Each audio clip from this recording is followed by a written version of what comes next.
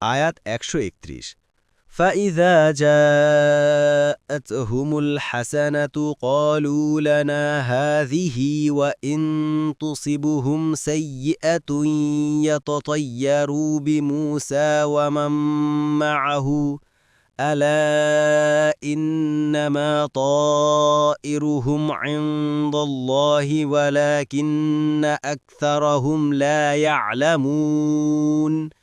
অনুবাদ অতঃপর যখন তাদের কাছে কোনো কল্যাণ আসত তখন তারা বলত, এটা আমাদের পাওনা।